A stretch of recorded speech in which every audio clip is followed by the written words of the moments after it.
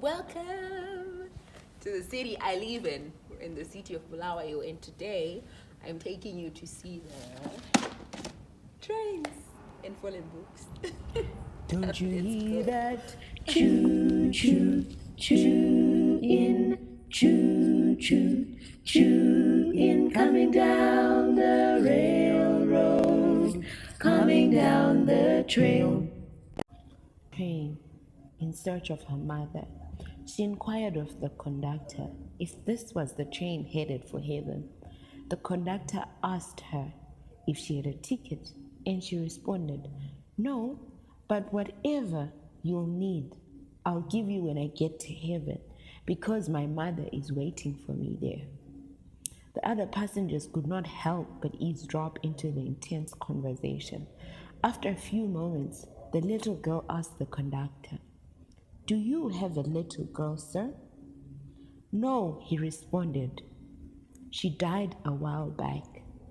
"Oh, well," said the little girl, "you'll be seeing her pretty soon, for she too is in heaven. My mother always said that she will get on the train that leads to heaven one day, and she'll meet all her loved ones who died there." The man's face turned pink, his eyes glassy as he tried to hold back the tears, and snobs from the other passengers were heard. He embraced the little girl and said, "Thank you." Upon his arrival at home, he shared with his wife what had happened on the train, and they both decided that they wanted to adopt the little girl. When he returned to the town where the little girl had boarded the train, he unfortunately learned of her untimely death.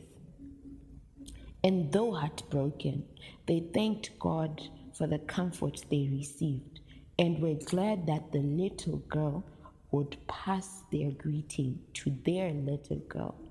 What comfort, yet false comfort, is brought by this understanding of the state of our dead loved ones. You see, it raises a number of problems, but I would like to dwell on one. It supposes that man's soul is immortal, and upon death it is transferred to the heavenly courts. Yet the Bible is very clear that God is the only one who possesses immortality. Genesis 2 verse 7 provides an interesting mathematical illustration of this. God breathes the breath of life into the dust which he had formed, and man becomes a living soul. Therefore, to write down the equation, dust of the earth plus the breath of life, which in some instances is referred to as the spirit or ghost in the English translation, is equal to a living soul or just a soul. Adam does not receive a soul, rather, he becomes a living soul. So at death, what simply happens is the loss of the breath of life, that is the spirit given by God, returns to heaven, as alluded to in Ecclesiastes chapter 12, verse 7. But then again, so what? You see, we are told that in the final deception, just before Christ's coming, spiritualism shall be on the rise. Because we feel so keenly the separation of a loved one, it is the tenderest point of our affections that the devil will seek entrance into our hearts. Therefore, some, maybe most of us, are willing to just have one last chance, one last moment, or one last dance with our loved ones.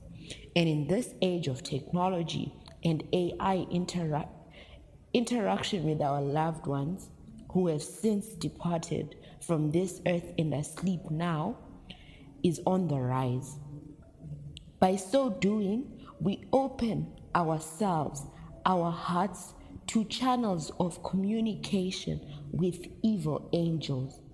We seek guidance, assurance, love from them. And yet, what we are actually getting is just a disaster and a tunnel of evil. Isaiah 8, verse 19 warns us not to consult familiar spirits, spirit mediums, and wizards. I have lived the sting of death. Yet I humbly hold that I do not adequately understand your pain, your grief, but the one who sees and understands you has given you a wonderful promise. In 1 Corinthians 15, verse 52, he promises that in a moment, in the twinkling of an eye, at the last trump, the trumpet shall sound, and the dead shall be raised incorruptible and shall be changed. For this corruptible must put on the incorruptible, and the mortal immortality. What a blessed hope.